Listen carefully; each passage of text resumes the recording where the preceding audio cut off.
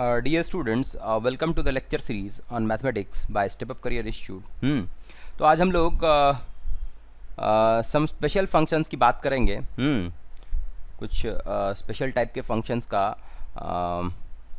Domain range और input output वगैरह उस पर डिस्कशन करेंगे. तो सबसे पहला है absolute value function. Absolute value function ये किस तरह का होता है. y जो है, जो dependent variable y is function of x is such that F X equal to mod of x. ठीक है, और मॉड ऑफ x का क्या करता है ये, ये जो भी नंबर x इनपुट देते हैं उसका ये पॉजिटिव मैग्नीट्यूड जो है हमको दे देता है, पॉजिटिव कर देता है. तो mod x equal to x for x greater than और equal to 0. Greater than equal to 0 है तो सीधा मॉड x आ जाएगा.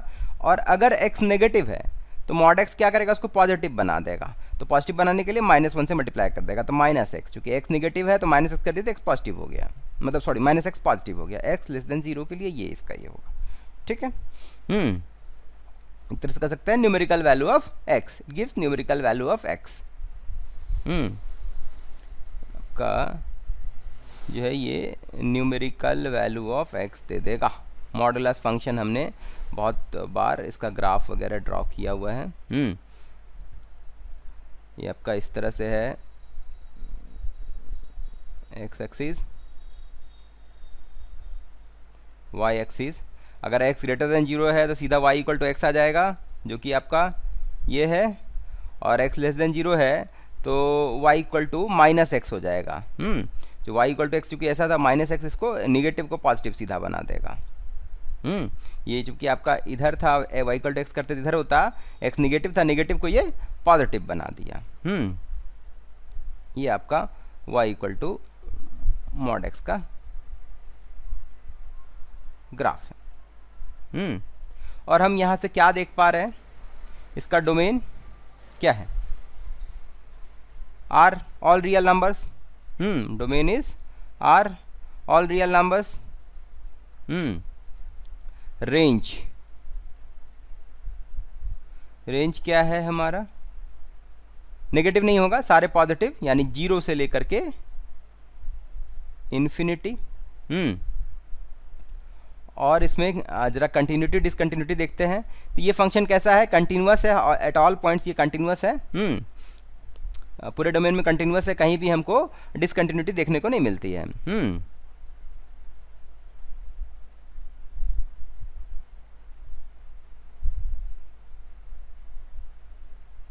कंटिन्यूअस है. और क्या पॉइंट है, डिफरेंशिएबल है. तो इस पॉइंट पे डिफरेंशिएबल नहीं है, क्योंकि इस पॉइंट पे इसका दो स्लोप आ जाता है. इसका राइट हैंड साइड पे स्लोप जो है 1 होता है और इधर लेफ्ट हैंड साइड में -1 हो जाता है. क्योंकि ये y इक्वल टू एक्स है और इधर आपका y इक्वल टू -x हो जाता है. ठीक है, तो इस पॉइंट पे this is point of non differentiability. Non differentiable, क्योंकि इस पॉइंट पे इसके दो स्लोप आ जाते हैं. राइट हैंड साइड का स्लोप अलग और लेफ्ट हैंड साइड स्लोप अलग. Non differentiable at x equal to 0. ठीक है, तो ये हो गया हमारा. अब मैंने डिफरेंशिएबिलिटी के लिए क्या बोला था कि आप अगर किसी फंक्शन का कर्व ड्रॉ कर रहे हैं और अगर आपको पेन रोकना ना पड़े, पेन आपका स्मूथली चले जाए, आपको रोकना ना पड़े, तो वो डिफरेंशिएबल फंक्शन होगा. और अगर कंटिन्यूटी के लिए मैंने क्या बोला था कि अगर आप किसी फंक्शन का कर्व ड्रॉ कर रहे हैं और अगर आपको अपने पेन को लिफ्ट ना करना पड़े, तो यानी कि इसका मतलब है कि वो कंटिन्यूअस होगा. पेन लिफ्ट किए यानी कि उसमें कहीं पे वैल्यू जंप हो रहा है. तो ये मैंने पहले बोला था, लेकिन मैं ये रिकैप मैंने कर दिया. ठीक है, अब आगे चलते हैं. इधर आपका y इक्वल टू एक्स है और लेफ्ट हैंड साइड में नेगेटिव में y equal to -x positive कर देता है. अब अगला फंक्शन जो है उसको देखते हैं, सिग्नम फंक्शन. मैंने ए 1 हाँ 2 signum function.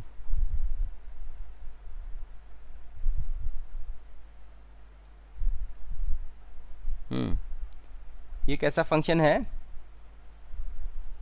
y equal to function of x which is equal to mod x by x।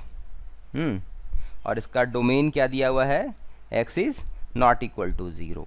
ये इसका डोमेन दिया हुआ है, क्योंकि या तो ये ऐसा डिफाइंड होता है और ये ऐसा भी होता है, x बाय मॉड x दोनों ही चलते हैं क्योंकि दोनों ही सेम ही होगा।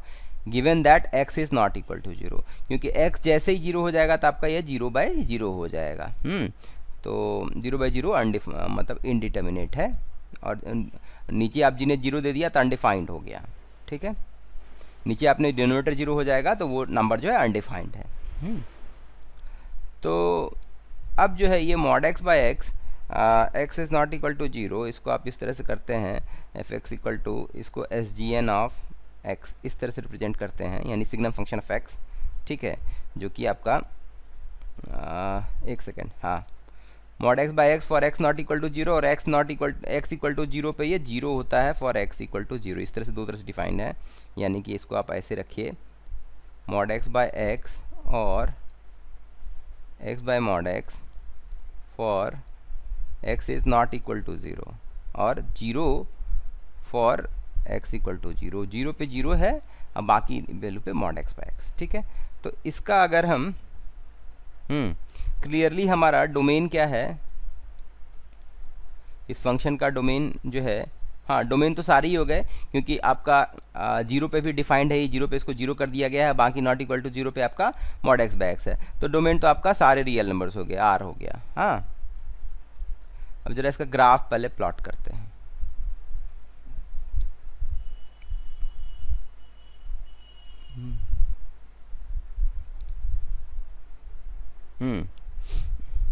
तो अगर x ग्रेटर देन 0 है, 0 पे तो वैल्यू आपका 0 दिया हुआ है, ये तो 0 पे ये 0 हो जाएगा। इसको इस तरह से मैंने फिल डॉट दे दिया, 0 पे 0 है। अब 0 से जैसे पॉजिटिव जाते हैं, 0 के आगे जाते हैं, तो मॉड x बाय x यानी कि वो सीधा x बाय x हो जाएगा। मॉड x जो है पॉजिटिव, अगर मॉड x आपका x अगर ग्रेटर देन 0 है, x ग्रेटर देन 0 है, तो ये सीधा मॉड x बाय x जो है, इसको मैं इस तरह से लिखूं, इसको मैं फर्दर लिखता हूँ, मॉड x बाय x जो है 1 हो जाएगा फॉर x ग्रेटर देन 0, क्योंकि मॉड x सीधा x हो जाएगा, मॉड x बाय x 1 हो जाएगा। और mod x equal to minus x हो जाएगा फॉर x लेस देन 0, तो माइनस x बाय x क्या होगा? -1। ठीक है, और 0 पे तो ये 0 है। तो इस तरह से 0 से बड़े नंबर के लिए 1 आएगा। तो 0 से आगे के लिए 1, तो इस तरह से मैं इसको रिप्रेजेंट कर रहा हूँ। 0 से आगे के लिए 1 है, और 0 से पीछे यानी 0 से छोटे नंबर के लिए ये -1 है।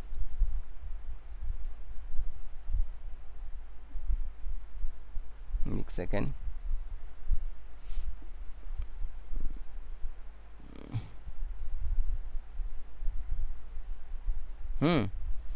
ये -1 है। तो इस तरह का आपका इसका ग्राफ है। तो यहाँ से आप का रेंज क्या होगा? रेंज जो है इसका, या तो ये -1 इसका आउटपुट है, या 0 है, या 1 है। तो रेंज -1, 0, 1 ये डिस्क्रीट वैल्यूज़ है। R मतलब ये ऑल रियल नंबर्स। ठीक है, तो इसको मैं लिख देता हूँ -∞ से ∞। ठीक है, डोमिनेट देख लिया। अब जरा कंटिन्यूटी डिसकंटिन्यूटी देखते हैं, तो क्लियरली है कि x इक्वल टू 0 पे कंटिन्यूटी नहीं है, क्योंकि x इक्वल टू 0 पे इसका वैल्यू 0 है, और राइट हैंड साइड में 1 है, लेफ्ट हैंड साइड में -1 है। तो आपका एक्चुअली क्या हो रहा है? डिसकंटिन्यूटी एट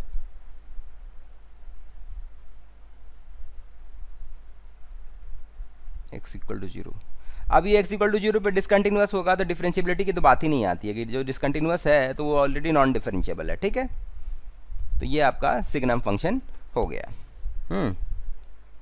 अब कुछ एग्जाम्पल लेते हैं, एग्जाम्पल क्वेश्चंस लेते हैं। जैसे हमारा एक क्वेश्चन है, पूछा जाए signum function of S G N of 2 का पावर एक्स। तो ये क्या होगा? 2 का पावर एक्स जो है, 2 का पावर एक्स जो है, this is always greater than 0 for all X element of R. X के सारे वैल्यूज़ के लिए नेगेटिव पॉजिटिव जो भी हो, 2 का पावर एक्स जो है हमेशा पॉजिटिव होता है। तो अगर कोई पॉजिटिव वैल्यू सिग्नम फंक्शन का इनपुट होता है तो उसको क्या कर देता है? ये 1 कर देता है। ठीक है, दूसरा एग्जाम्पल देखते हैं। अब सपोज कीजिए S G N of mod X minus 1, ये अगर पूछा जाए, एक तरह से कंपोजिशन ऑफ फंक्शन हो रहा है। ये सिग्नम फंक्शन है और उसका इनपुट जो है ये फंक्शन है। ठीक है, तो अब इसके वैल्यूज़ पे डिपेंड करेगा कि इसका क्या आउटपुट आएगा। तब एक्चुअली मॉड एक्स माइनस 1, तो मॉड एक्स माइनस 1 जो है ये आपका ग्रेटर देन 0 कब होगा? जब मॉड एक्स ग्रेटर देन 1 होगा। This is greater than 0 for mod x greater then 1। ठीक है, तो इसका मैं मतलब इसका मैं ब्रांचिंग इस तरह से निकाल रहा हूँ, मॉड एक्स माइनस 1 का ब्रांचिंग निकाल रहा हूँ। तो एक ब्रांच ये है ग्रेटर देन 0 कब होगा। ठीक है, तो for mod x greater then 1, तो मॉड एक्स ग्रेटर देन 1 इसका मतलब एक्स का वैल्यू -1 से छोटा और 1 से बड़ा। एक्चुअली ऐसा हो जाएगा, देखिए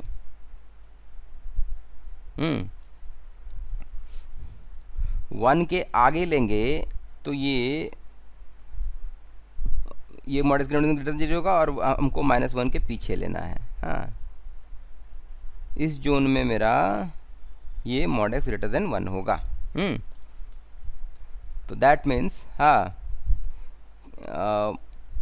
आपका mod X minus 1 is greater than 0 for X greater then 1 और x इज लेस देन -1। ये आपका एक रेमिफिकेशन आ गया। इसको मैं यहाँ पे नोट करके रख दे रहा हूँ कि x ग्रेटर देन 1 और x -1 के लिए ये आपका ग्रेटर देन 0 हो जाएगा। ठीक है, अब दूसरा रेमिफिकेशन इसका देखते हैं, दूसरा ब्रांचिंग देखते हैं। Mod X minus 1 less than 0 कब होगा? जब मॉड एक्स आपका लेस देन 1 हो जाएगा। और मॉड एक्स लेस देन 1 कब होगा? जब x जो है -1 से 1 के बीच हो। x -1 से 1 के बीच हो, तो x -1 से 1 के बीच में मॉड एक्स -1 लेस देन 0 हो जाएगा। अच्छा, अब तीसरा ब्रांचिंग कि मॉड एक्स -1 या तो ग्रेटर देन 0 हो सकता है, या लेस देन 0 हो सकता है, या इक्वल टू 0 हो सकता है। अब मॉड एक्स -1 इक्वल टू 0 कब होगा? जब आपका मॉड एक्स इक्वल टू 1 हो जाए और x इक्वल टू +-1 पे। तो अब देखिए, अब इसका इस तरह से आपका SGN ऑफ ये इसका इनपुट जो है मॉड एक्स -1 ग्रेटर देन 0 होगा तो सिग्नम फंक्शन क्या कर जाएगा? सिग्नम फंक्शन का इनपुट अगर पॉजिटिव नंबर होता है तो उसको 1 कर देता है। तो SGN equal to 1 for x जो है लेस देन -1 और x ग्रेटर देन 1। एक ये हो गया। लेस देन 0 को क्या करता है? अगर लेस देन 0 देते हैं सिग्नम फंक्शन में तो उसको -1 कर देता है आउटपुट। -1 फॉर x जो है -1 से 1 के बीच रहे तो। और ये मॉड एक्स -1 अगर 0 दे दें हम, इसका सिग्नम फंक्शन का इनपुट अगर 0 दे दें तो उसको 0 कर देता है। 0 कब हो जाएगा ये? For x is equal to +-1, जो कि यहाँ हमने निकाला हुआ है। तो इस तरह से हमने इसको देखा कि इसका कैसे आउटपुट निकलेगा। तो ये एक तरह से पीस वाइज डिफाइंड फंक्शन है कि अपने डोमेन में signum function of mod x -1 का जो डोमेन है ये अपने डोमेन में अलग अलग वे से डिफाइंड है कि कब ये 1 है, कब ये -1 है, कब किन वैल्यूज़ के लिए 0 है। तो इसको इस तरह से निकाला गया है। और अगर हम मॉड एक्स -1 का ग्राफ प्लॉट कर दें तो हम सीधा सीधा निकाल सकते हैं। ठीक है, कि हमको ये लिखना नहीं पड़ेगा। तो सपोज कीजिए मॉड एक्स -1 का ग्राफ वो कैसा हो जाएगा? मॉड एक्स को 1 यूनिट नीचे कर लेंगे।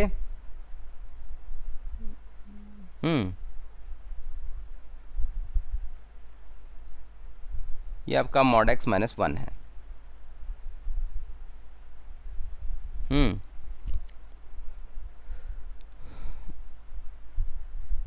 तो यहाँ से क्लियर है, यहाँ से क्लियर है कि मॉड एक्स माइनस वन कब पॉजिटिव है, कब नेगेटिव है, कब जीरो है। तो यहाँ से सीधा सीधा हम लिख सकते थे S G N of mod X minus one this is equal to one. Positive कब कब है, वन से आगे पॉजिटिव है for X greater than one, और माइनस वन से इधर लेफ्ट हैंड साइड में पॉजिटिव है, तो एक्स और X less than minus one इसके लिए।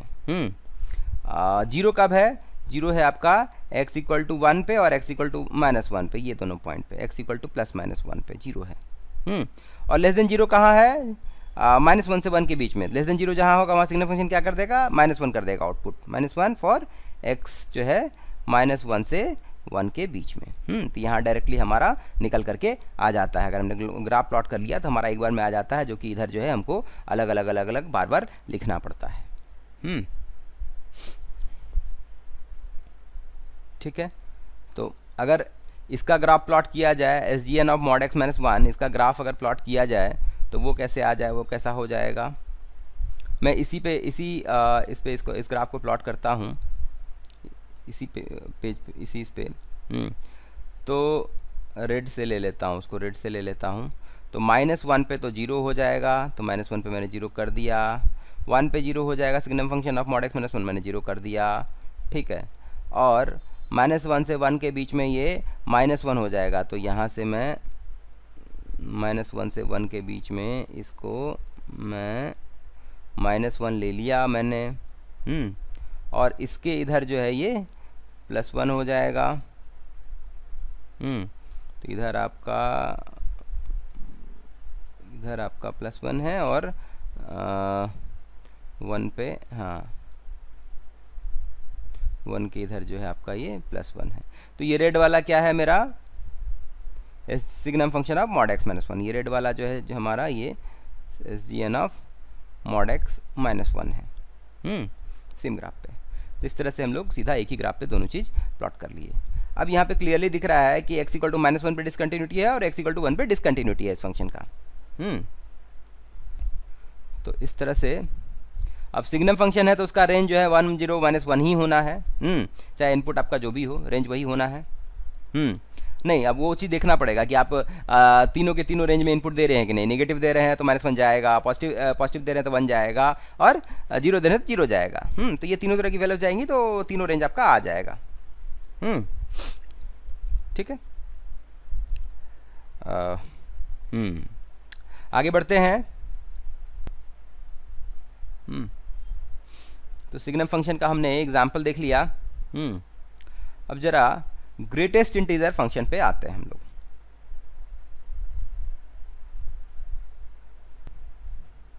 ग्रेटेस्ट इंटीजर फंक्शन जिसको हम लोग इस तरह से रिप्रेजेंट करते हैं, y इक्वल टू ये बिग ब्रैकेट में y equal to greatest of x। ठीक है, तो ग्रेटेस्ट क्या करता है कि इसका इंटीग्रल पार्ट हमको निकाल के देता है। सपोज कीजिए जो इसका इनपुट है x, तो x कोई भी नंबर है तो उसका एक इंटीग्रल पार्ट होगा और एक फ्रैक्शनल पार्ट होगा। I is integral part, integer है I, और f जो है आपका फ्रैक्शनल पार्ट है।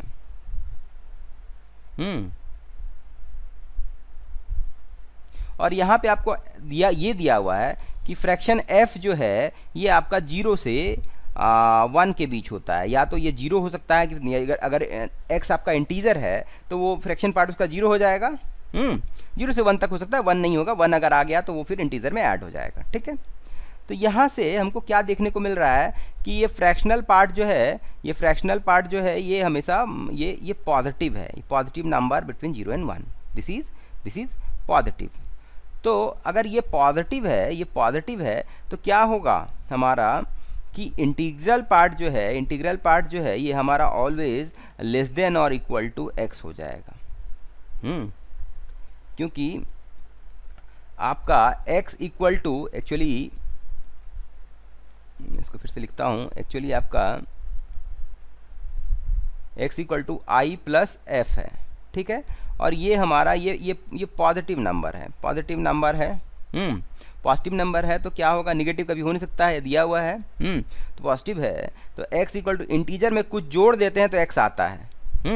जीरो से बड़ा नंबर, जीरो से बड़ा या जीरो के इक्वल, तो x हमारा क्या, i जो इंटीग्रल पार्ट है हमारा, या आप कह सकते हैं कि x इज ग्रेटर देन और इक्वल टू i। ठीक है, इंटीग्रल पार्ट से x जो है हमेशा बड़ा होगा या उसके बराबर होगा, जो इंटीजर पार्ट है इसका। ठीक है, तो अब ज़रा इसका मैं कुछ एग्जाम्पल आपको देता हूँ कि किसी भी नंबर का इंटीग्रल पार्ट जो है कैसे निकालेंगे। ठीक है, तो अब एक चीज़ है, अगर आपका x equal to I plus F है, अगर आपका x equal to I plus F है, तो अगर आप इसका ग्रेटेस्ट x करेंगे तो ये आपका आउटपुट जो है, अगर ये i प्लस एफ है, f पॉजिटिव नंबर है, तो मतलब x में जो ग्रेटेस्ट इंटीजर है, x में जो ग्रेटेस्ट इंटीजर है वो क्या है, वो है आपका i। x को बनाने में जो ग्रेटेस्ट इंटीजर है उसका वैल्यू है i। ठीक है, तो ये जो है ग्रेटेस्ट जो है आपको उसका इंटीग्रल पार्ट दे देता है, ग्रेटेस्ट फंक्शन जो है उसका इंटीग्रल पार्ट, उस नंबर का इंटीग्रल पार्ट निकाल करके दे देता है। कुछ एग्जाम्पल लेते हैं, उसके बाद इसका ग्राफ वगैरह देखेंगे बाद में। जैसे एग्जाम्पल के तौर पे मैं अगर आपको x इक्वल टू 2.3 दूँ तो इसको आप क्या लिख सकते हैं, 2 प्लस 0.3। तो अगर आपको किया जाए ग्रेटेस्ट ऑफ x, तो इसमें जो ग्रेटेस्ट इंटीजर है वो क्या है, 2 है, तो ये 2 आ जाएगा। अब इसी तरह x इक्वल टू अगर 9.0 दिया जाए, हाँ, तो अगर इसका ग्रेटेस्ट x किया जाए तो 9 तो खुद एक इंटीजर है, तो सीधा इसमें जो फ्रैक्शनल पार्ट है वो 0 है, वो सीधा का सीधा आपको 9 दे दिया। अब और एग्जांपल लेते हैं, सपोज कीजिए x इक्वल टू माइनस 3.5 है। अब इसका ग्रेटेस्ट x आप कैसे कीजिएगा, ध्यान रहे कि फ्रैक्शनल पार्ट हमेशा पॉजिटिव होता है, तो इसको आप लिखेंगे -4 प्लस 0.5। तो आपका ये वाला जो -4 है ये आपका इंटीग्रल पार्ट हो गया और ये जो है आपका फ्रैक्शनल पार्ट हो गया। ऐसा नहीं करेंगे कि -3 माइनस 0.5, क्योंकि फ्रैक्शनल पार्ट हमेशा ये नहीं करेंगे, ऐसे नहीं करेंगे -3 माइनस 0.5 और ये रॉन्ग होगा। क्योंकि fractional part f is always greater than और equal to 0 in less than 1। ठीक है, तो ये आपका इस तरह से होगा। तो इसका जो ग्रेटेस्ट x होगा, ग्रेटेस्ट x जो करेंगे -3.5 का, वो आपका -4 आ जाएगा। तो नेगेटिव नंबर है, तो आपका ऐसे उससे जो छोटा इंटीजर है, मतलब इसमें जो ग्रेटेस्ट इंटीजर है का कंट्रीब्यूशन है वो आपको दे देता है। इसी तरह से और एक एग्जांपल करते हैं, सपोज कीजिए x इक्वल टू -100.1 है। अब इसका पूछा जाए कि ग्रेटेस्ट ऑफ x क्या होगा, तो ये आपको क्या हो जाएगा, -101, क्योंकि इसको आप क्या लिखेंगे, -100.1 को -101 प्लस 0.9, तो ये आपका इंटीग्रल पार्ट हो जाएगा और ये आपका फ्रैक्शनल पार्ट हो जाएगा। तो ग्रेटेस्ट x इक्वल टू -101। ठीक है,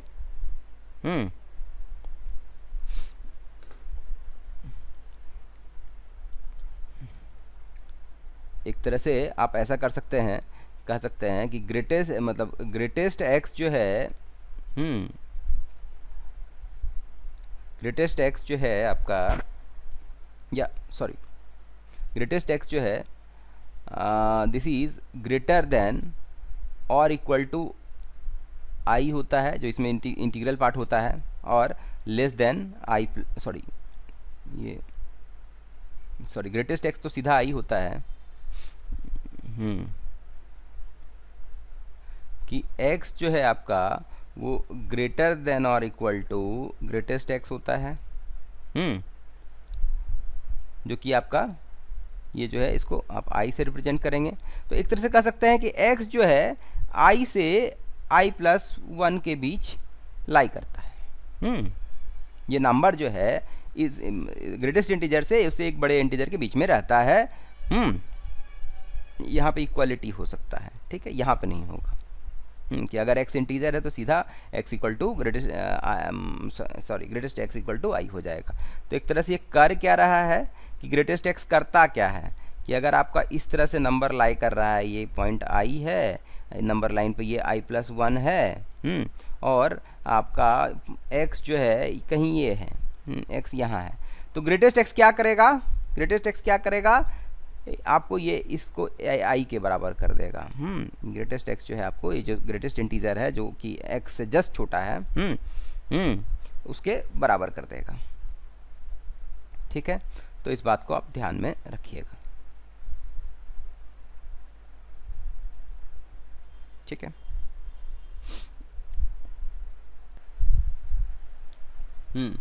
अब जरा हम लोग ग्रेटेस्ट एक्स का ग्राफ प्लॉट कर लेते हैं कि अगर हम इसका ग्राफ प्लॉट करें तो ये कैसा दिखेगा।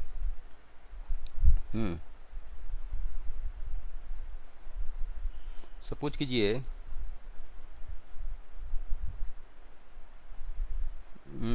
ये मैंने एक्स वाई 0 0 से 1 2 3 4 5, ठीक है, -1 -2 -3 -4 तक लिया। इसके आगे so on and so fourth चलता जाएगा। ऊपर मैं 1 2 3 4 5 -1 -2 -3 -4 इतना तक लेता हूँ। अगर मैं x को मतलब ग्रेटेस्ट x प्लॉट करना है मुझे, ठीक है, 0 से 1 के बीच में अगर कोई वैल्यू दूँ, 0 दूँ तो भी वो उसका इंटीग्रल पार्ट 0 ही होगा। 0 पे तो 0 ही होगा, और 0 से 1 तक अगर मैं कोई भी नंबर दूँ 1 को छोड़ करके, तो ग्रेटेस्ट इंटीजर क्या करेगा, उसमें जो लार्जेस्ट इंटीजर होगा वो 0 ही होगा। तो 0 से 1 तक के लिए आपका 0 हो जाएगा। फिर 1 पे 0 नहीं होगा, सॉरी, क्योंकि 1 पे फिर वो 1 इंटीजर है तो उसका वैल्यू जो है आपका सीधा 1 आ जाएगा। 1 पे 1 आएगा, ठीक है। फिर 1 से 2 के बीच में मैं कोई भी नंबर दूं तो उसका ग्रेटेस्ट इंटीजर क्या हो जाएगा, 1 हो जाएगा। 1 से 2 तक फिर ऐसा, ठीक है। फिर 2 दे दूंगा तो इसका वैल्यू जो है 2 हो जाएगा, इंटीग्रल पार्ट, ठीक है। फिर 2 से कोई भी बड़ा नंबर दूंगा तो 2 से 3 के बीच में दूंगा तो उसका ग्रेटेस्ट इंटीजर क्या हो जाएगा, 2 ही हो जाएगा। तो 2 से 3 तक, अब 3 दूंगा तो 3 आ जाएगा, क्योंकि इंटीजर पार्ट जो है 3 ही है, 3 का। अब 3 से 4 के बीच में कोई नंबर दूंगा तो वो क्या हो जाएगा हमारा, उसका ग्रेटेस्ट इंटीजर 3 ही होगा।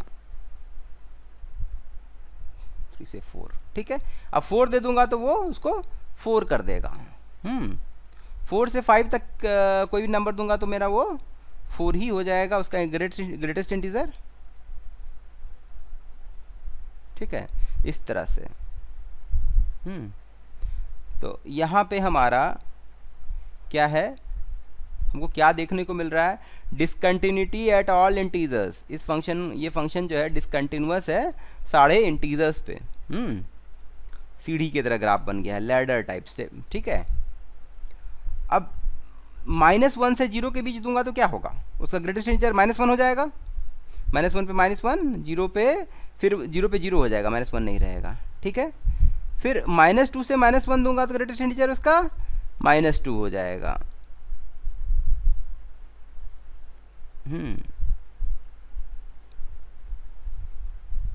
फिर मैं -2 से -3 के बीच में कोई नंबर दूंगा तो ग्रेटेस्ट इंटीजर क्या हो जाएगा, -3 हो जाएगा। -3 -3 से -2 के बीच में मैंने दिया है तो -3 पे मेरा ग्रेटेस्ट इंटीजर हो जाएगा, और -2 पे वो -2 आ जाएगा। तो इस तरह से ये सीढ़ी नुमा फंक्शन है, स्टेप वाइज फंक्शन है। तो ये जो है क्या है, ये ग्रेटेस्ट इंटीजर फंक्शन जो है ये डिसकंटिन्यूअस एट ऑल इंटीजर्स है। ये फंक्शन जो है आपका डिसकंटिन्यूअस एट ऑल इंटीजर्स है। इसका डोमेन क्या है ग्रेटेस्ट इंटीजर फंक्शन का, ऑल रियल नंबर्स, सारे ही रियल नंबर पे आउटपुट आता है।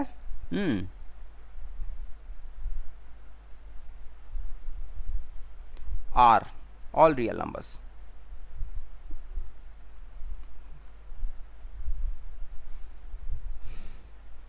रेंज जो है क्या है, रेंज केवल इंटीजर है। इसका आउटपुट जो है केवल इंटीजर है, तो रेंज जो है आपका हो जाएगा इसको कह सकते हैं z। हाँ, z जो मतलब all integers whether positive negative. हाँ, क्योंकि इसका आउटपुट जो है इंटीजर ही रहता है, ग्रेटेस्ट इंटीजर देता है। ठीक है, तो अगली क्लास में हम लोग और कुछ एग्जांपल्स करके देखेंगे। हाँ, और एक हमारा फ्रैक्शनल पार्ट फंक्शन है वो बचा हुआ है, और लिस्ट इंटीजर फंक्शन, इसको देखेंगे और कुछ और एग्जांपल्स हम लोग आगे करेंगे अगली क्लास में। इस पे और हम लोग डिस्कस करेंगे। मैं होप करता हूँ कि ये लेक्चर आपको समझ में आया होगा। Thank you for your patience.